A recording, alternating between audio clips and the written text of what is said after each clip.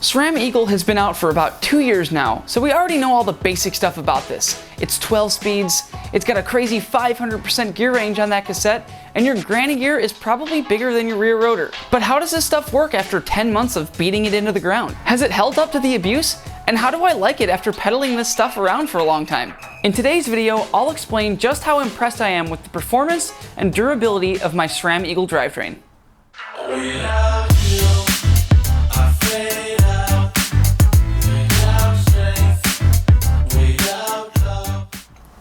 Hello mountain bikers of the internet, I'm Mike from Mr. Lost Bike Shop, and without a doubt, the SRAM Eagle drivetrain components have been our best-selling items since its release about 2 years ago. I hopped on the Eagle train about 10 months ago when I built up my current bike. I chose to go with a full X01 drivetrain with the exception of an upgraded XX1 shifter to get the best lever feel possible. Now that I've got about 10 months of hard riding on this stuff through a Pacific Northwest winter, I feel like I can finally tell everybody what I think about the long-term durability and performance of this stuff. Before we get to that, let's just talk real quick about how easy this was to install and set up. SRAM is really generous to everybody and actually gives you this cool tool to adjust your B-tension screw, and I've seen so many people come into the shop and give us a call and say that something's not shifting right on any drivetrain that they've ordered from us, and the problem is typically their B-tension screw. If your B-tension screw is off just a little bit, your whole drivetrain is going to shift really slow and not feel as good as it should. If you've installed a drivetrain before, then installing SRAM Eagle is going to be a breeze for you. Now right off the bat, when I first installed this stuff, it just felt really good in the stand, and for my parking lot ride test, it felt just so good. You could immediately feel how much more crisp it is than the SRAM 11-speed stuff. Now second, let's talk about the long-term durability of SRAM Eagles. We live in the Pacific Northwest here in Bellingham, Washington. November, when I built this bike, means lots and lots of rain. And December means lots and lots of rain. And January and February and March and April also mean lots and lots of rain. This drivetrain has been to hell and back through rain and mud on almost every single ride for the first 6 months of having this stuff. Even when riding through straight up slop, this stuff shifted great. I'd come home, spray it down lightly with a hose, and just maybe clean my chain and clean the pulleys off now and then, and everything shifted great. I didn't have a single complaint about riding with this stuff in the winter. This bike has tomahawked through the woods many times, with me right next to it. But even after bending the derailleur hanger a few times, I just came back to the shop, straightened up the derailleur hanger, and the derailleur itself was straight as an arrow. So I also didn't have any issues of the durability of the derailleur and it bending when it shouldn't have. And even since the summer started and Whistler Bike Park opened, I've been up there a whole lot because it's my favorite place in the world to ride. I've been going up there almost every weekend and I just cannot hurt any of this stuff. If you go to Whistler and you walk through the village, you're gonna see so many people just walking their bike with a derailleur hanging off or a broken chain and 2 flat tires and their grips came off or something crazy because it just destroys bikes. But I just cannot seem to hurt this stuff. After going up there almost every weekend and just doing laps on laps on laps, it just keeps shifting perfectly. And this is actually pretty crazy to say because I have the original cable and housing from when I first built the bike up, and it still shifts as perfect as it did as day one. And the most important thing that I wanted to point out about the durability of SRAM Eagle is the chain. I have so many miles on this bike and on this drivetrain, and I still cannot fit my chain checker into the chain. Let's just say I can't say the same thing about my last bike, which had a drivetrain from a different brand. After just about 2 months of pretty light riding, I had to replace my chain. But that's not the case with my SRAM Eagle chain. They do coat this stuff with some pretty fancy, really hard coatings, and it goes to show that it actually works really well. And I have not been able to wear out my chain one bit in 10 months of climbing up really steep stuff out here, and I just haven't been able to wear it out. Now third, I really want to talk about how awesome the performance is with SRAM Eagle and what happens when you get this crazy 500% gear range and what it does for your riding. Now let's take a quick step back to the 11-speed SRAM drivetrains when you didn't have this crazy 50-tooth granny gear and you were stopped at the 42-tooth granny gear. Now, I feel like that stuff worked pretty damn good, but it did have some limitations.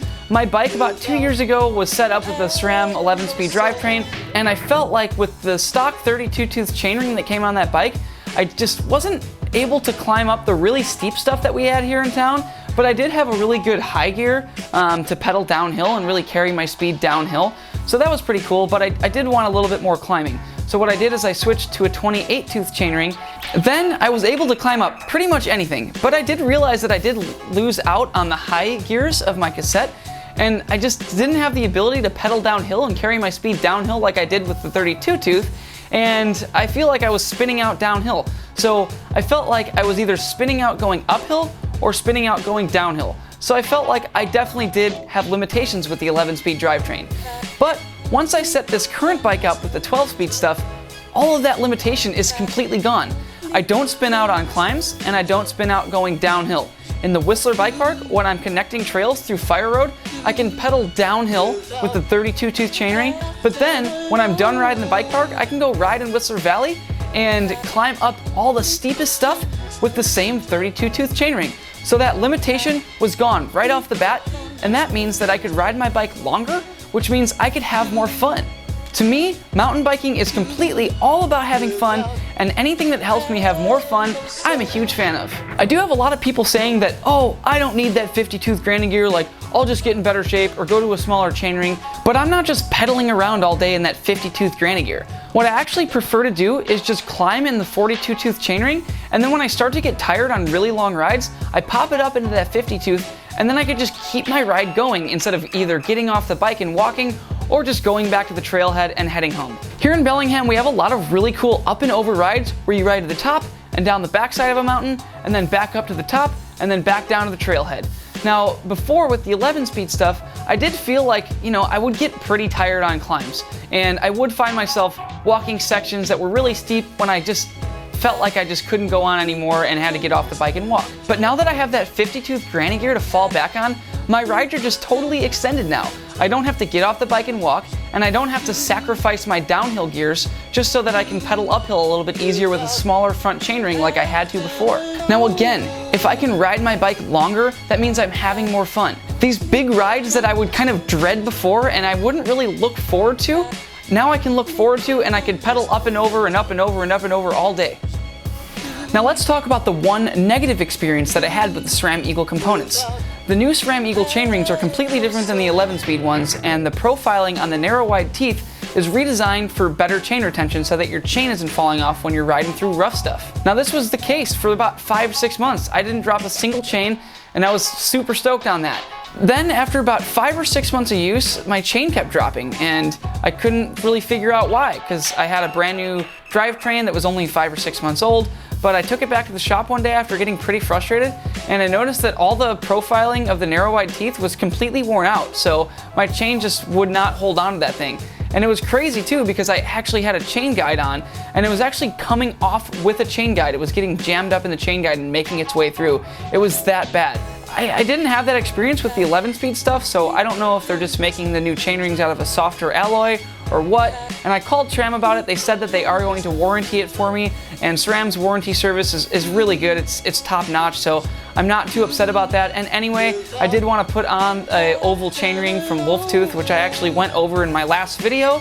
So really no hard feelings about that. I'm gonna get a brand new chainring sent to me, and again, I did want to swap it out to an oval chainring anyway. Plus, after switching my chainring out, I haven't had my chain drop once. Overall, I would highly recommend the SRAM Eagle Drivetrains for anyone looking to upgrade their current bike or to build up their new bike to get the best performance out of your drivetrain possible.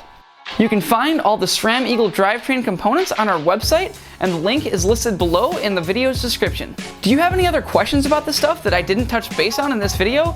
Leave a comment below, and I'll be sure to answer everybody's questions as quick as I can. Thank you so much for sharing the stoke with me, and don't forget to smack that subscribe button to see more videos just like this. Till next time, happy trails!